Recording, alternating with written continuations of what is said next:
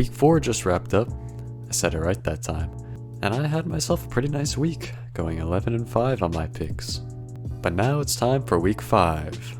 If you couldn't tell already, I am feeling pretty sick right now.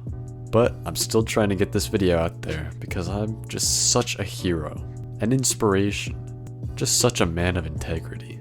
But anyways, on to my picks for Week 5. And the Lions, Titans, Eagles, and Chargers are all on a bye week this week, meaning we're starting with the Buccaneers at the Falcons on Thursday night. Simply put, I trust the Buccaneers a whole lot more than the Falcons at this point.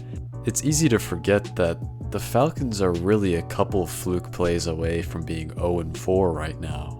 And while the Buccaneers had a bad loss to the Broncos, they've looked like a damn good football team in every other game they've played. So because of all that, I'm going to pick the Buccaneers to get a road win in Atlanta, 24-20. The Jets at the Vikings is next up, and despite a second half scare against the Packers, I think the Vikings have proved they're for real.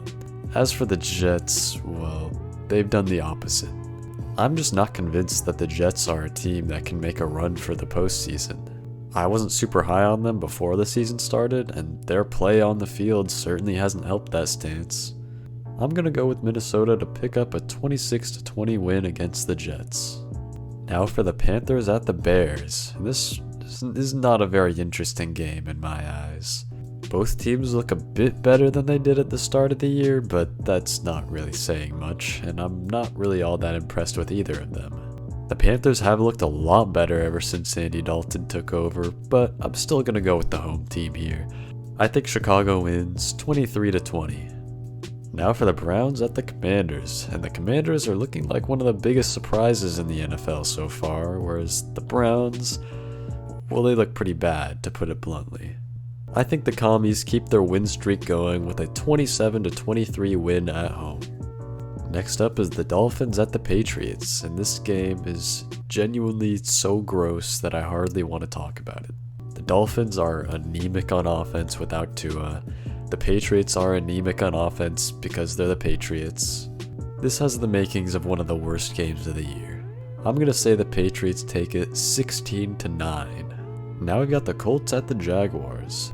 With Anthony Richardson unfortunately getting hurt, Joe Flacco led the Colts to an impressive win against the Steelers.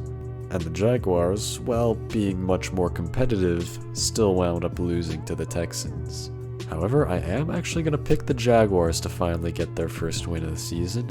They always seem to beat the Colts at home. So I'll say they take this one 23-21. Now for the Bills at the Texans, and this is one of the more exciting matchups of the week. The Bills got stomped by the Ravens, and while the Texans won, you would have liked it if it was a more convincing win against a struggling team like Jacksonville. Even with the Texans coming off of a win, you get the feeling that both of these teams are looking for a get-right game. And ultimately, I think it's going to be Buffalo that bounces back and gets a win in Houston. I think the Bills beat the Texans 27-24. Next up is the Ravens at the Bengals, and I actually considered taking the Bengals as an upset pick here. However, with how awful the Bengals defense has been so far, paired with the dominant performance the Ravens just had against Buffalo, I can't make that pick. I'll say the Ravens go into Cincinnati and win 33-26. Now we've got the Raiders at the Broncos, and this is truly the battle of mid. Both teams are equally unimpressive, but the Broncos defense does look really good. Because this game's played in Denver, I'm going to pick the Broncos here. I say they take this one 20-17. Now for the Cardinals at the 49ers. Pretty easy choice here.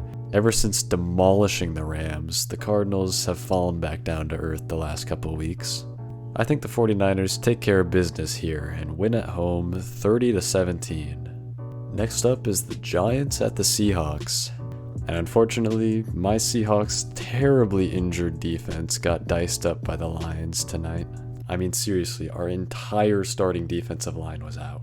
But anyways, this should be a perfect bounce-back game for Seattle.